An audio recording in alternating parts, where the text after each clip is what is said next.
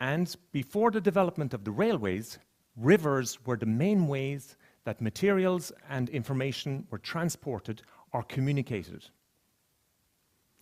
As you can see, logs were one item that were easily transported down rivers. Every now and then, however, those logs might get blocked, forming what we call a log jam. And a log jam is something that makes communication impossible.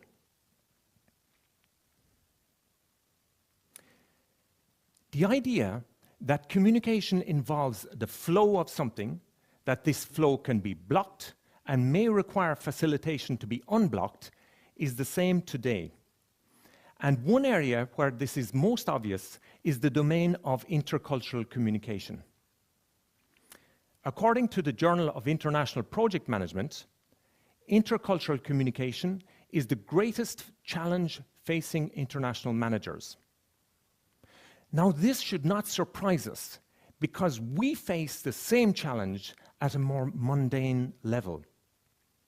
The majority of us are Europeans, and yet, if we were honest, we would say that we have difficulty communicating with our European neighbors. I've been living in France for the last 25 years, and I still have difficulty communicating with the French. Now, strangely enough, this propensity to view people from other cultures in a negative and reductionist light is actually quite normal. Psychologists tell us that we have a natural tendency to want to put people into boxes and to keep them there. Carl Jung says that this is part of what he calls our shadow, or our dark side. And even if we have difficulty admitting it, we all have a dark side. This impacts intercultural communication is that the normal convention for improving the situation is to analyze the culture of the people we want to communicate with. So, if I want to do business in China, I will first of all analyze the Chinese culture. But this is not always the good way to go about it because of our dark side. The power of prejudice means that the majority of us are poor intercultural communicators. What I suggest is to turn the normal convention upside down. And my inspiration doesn't come from the psychologists, it comes from the philosophers. Genoti seauton is an expression we associate with Socrates, though he is not the author. And know yourself means that the first person or culture we should analyze is our own. This is important because in the communication process, the encoding and decoding of messages is very much influenced by our dark side. I call these influences our dysfunctional drivers. Now, but because we're in France, I want to take an example from French culture and to look for clues so as to improve the intercultural communication process from a French perspective. Now, the example I want to talk about is our angst-ridden education system. Now, I'm not saying that French educational institutions provoke anxiety. Not at all. Anxiety pervades French culture for many complex and historical reasons. The education system only serves to highlight this. It is not a direct cause. The education system in France is designed a little like a pyramid. And at the top of the pyramid are the grandes écoles. And from an anxiety perspective, the grandes écoles signify guaranteed employment and guaranteed status. Many French parents want their children to get into a grande école.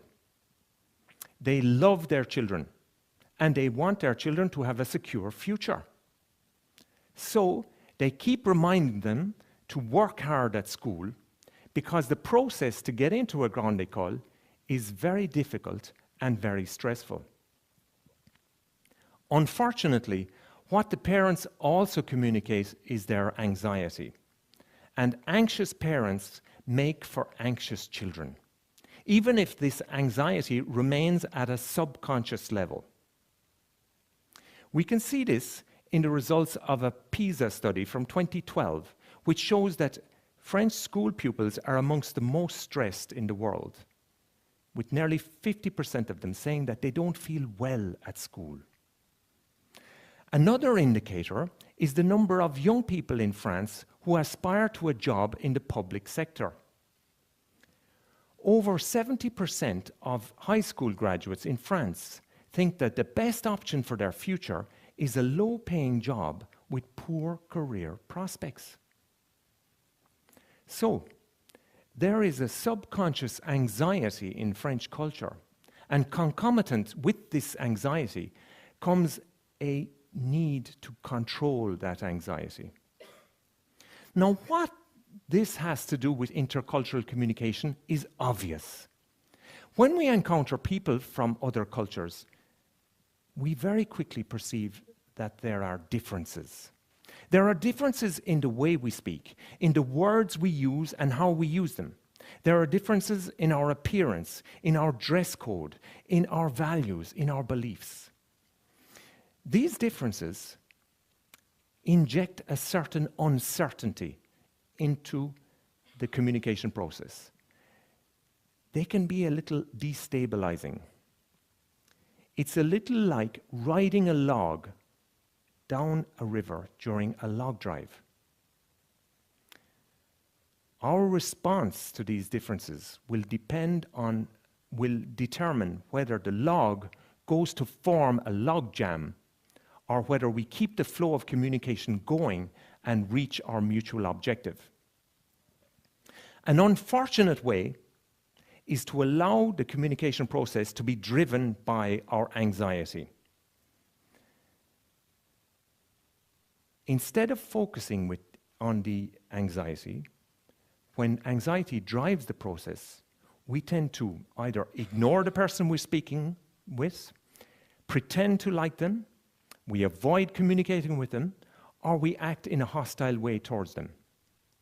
One way or the other, this leads to a jamming of the communication process.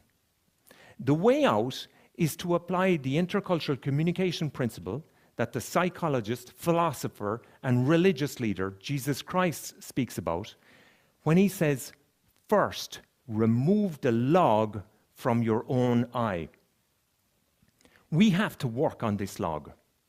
We have to recognize and take responsibility for our anxiety, an anxiety that comes from our values, our beliefs, our culture. The differences we experience and meet when we encounter people from other cultures may cause us to have feelings of anxiety.